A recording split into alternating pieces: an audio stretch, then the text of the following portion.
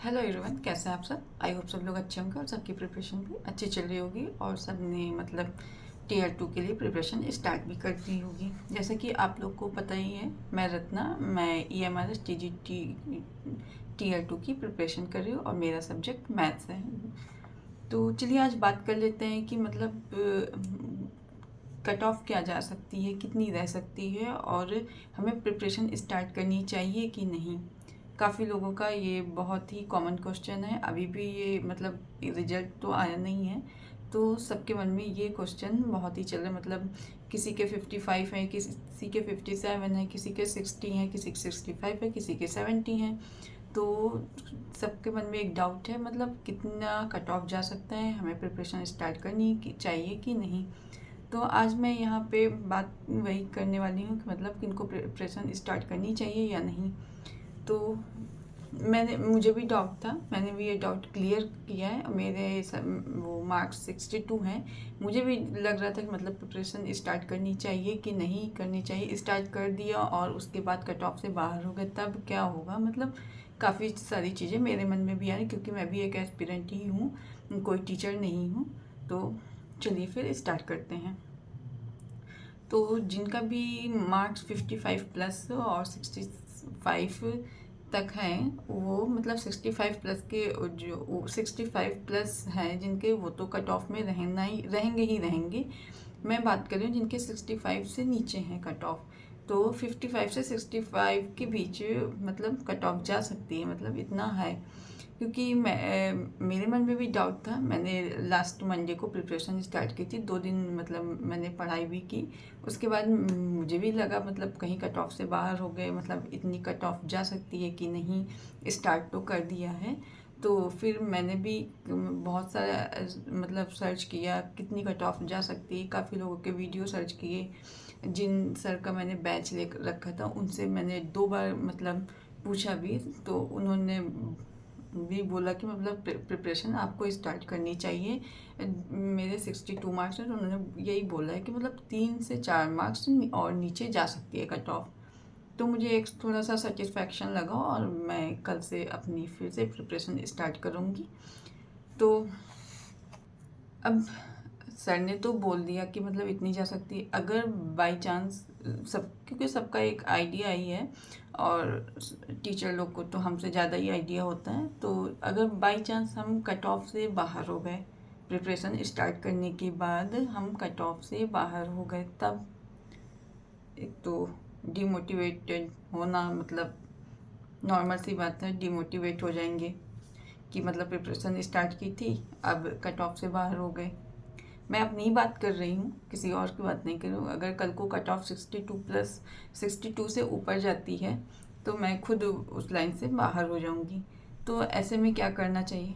कोई बात नहीं, अगर बाहर भी हो जाएंगे, लेकिन अभी खुद को कट ऑफ में मानते हुए प्रिपरेशन स्टार्ट कर दी है। अगर बाहर भी हो जाते हैं तो देखो, लाइफ में बुरे से बुरी सिचुएशन के लिए भी मतलब रेडी रहना चाहिए हर किसी को भी। मतलब एक तो पॉजिटिविटी तो होनी ही चाहिए, लेकिन एक मतलब अगर उम्मीद होती है सबको, मुझे भी उम्मीद है कि 62 मेरे मार्क्स है, मैं कट ऑफ में होंगी। बाई चांस नहीं हुई तब के लिए भी मुझे रेडी रहना होगा। अगर नहीं हुई तो मुझे इतना नहीं टूटना है कि मतलब पढ़ाई से ही बैकअप मतलब बंद करना, ऐसा कुछ नहीं करना है। नहीं हुए तो नहीं हुए, कोई बात नहीं है। पढ़ाई कभी भी मतलब वेस्ट नहीं होती है, ना वेस्ट जाएगी।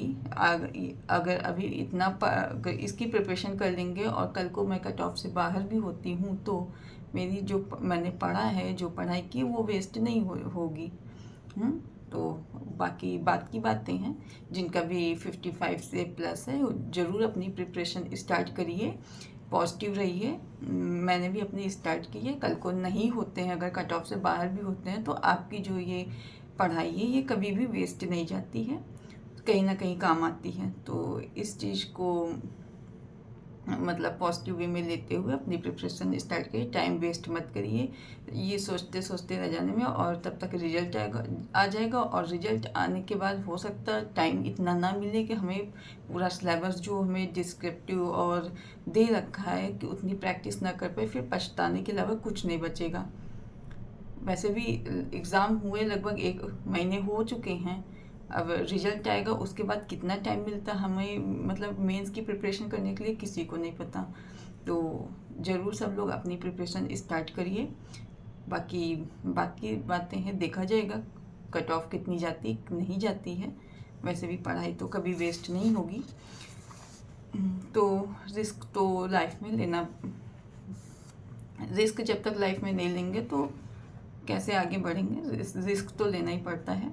हाँ, ज़रूरी नहीं है हमने रिस्क लिया है तो वो मतलब सक्सेस हुई हो, कोई बात नहीं, अपनी तरफ से लेकिन 100% कोशिश करेंगे। तो अब बात कर लेते हैं मैं प्रिपरेशन कहाँ से करूँगी। जैसे कि मैं, सबको पता ही होगा कि मैंने एलटी ग्रेड के लिए the coach TGT PGT academy से मैंने बैच परचेज किया था, वहीं से मैंने प्रिपरेशन की थी वो। और जो ईएमआरएस टीजीटी पीजीटी और केवीएस का, मतलब ईएमआरएस और केवीएस का जो है सिलेबस सेम है, लेकिन एलटी ग्रेड का जो है सिलेबस वो पीजीटी की लेवल का है। तो सर ने जो टीजीटी का मतलब अलग बैच है, और जो एलटी ग्रेड और ईएमआरएस पीजीटी और केवीएस और एनवीएस पीजीटी का ए सेम है। तो वो जो जिन्होंने एलटी ग्रेड का बैच ले रखा था उनको पीजीटी का उसमें लाइव क्लासेस मिलेंगी। पीजीटी के लिए अलग से कोई बैच नहीं लेना पड़ेगा। लेकिन जिनका वो टीजीटी का है, टीजीटी केवीएस ईएमआरएस है, उनको बैच लेना पड़ेगा क्योंकि उसका सिलेबस अलग है। ये चीज़ मैंने भी कंफर्म की सर से। तो मैं भी लूँगी, बैच लूँगी सर का और प्रॉपर प्रिपरेशन करूँगी। तो जिनको भी लेना हो ले सकता है, क्योंकि प्रिपरेशन करनी है तो अब बैच लेना पड़ेगा, क्योंकि सेल्फ स्टडी से तो इतना नहीं हो पाएगा। मतलब एक बार जो टीचर समझाते हैं अच्छे से समझ में आता है, मतलब एक कंसिस्टेंसी बनी रहती है। अपने आप से कभी मन किया कभी नहीं किया ऐसा हो जाता है। तो बैच लेंगे, अच्छे से प्रिपरेशन करेंगे, बाकी चीज़ें बात की हैं, देखा जाएगा। तो आप लोग भी प्रिपरेशन स्टार्ट करिए। जिसको जहाँ जिनका बैच समझ में आ रहा है उनका बैच परचेज करिए। नहीं बैच लेना है तो सेल्फ स्टडी करिए। सिलेबस एनसीईआरटी बेस्ड है, तो आप सेल्फ स्टडी भी कर सकते हैं। जो लोग कर सकते हैं ज़रूर करिए, और जितनी ज़्यादा हो सके अपनी प्रैक्टिस करिए, क्योंकि पेपर डिस्क्रिप्टिव है। तो फिर मैं कल, देखो नेक्स्ट मंडे आ गया फिर से, कल से मैं फिर मंडे को प्रिपरेशन स्टार्ट करूँगी। तो चलिए फिर मिलते हैं नेक्स्ट वीडियो में। Bye bye, thank you, all the best. और जिनको भी मेरे साथ प्रिपरेशन करनी है वो मेरे टेलीग्राम चैनल पर जुड़ सकते हैं। Thank you.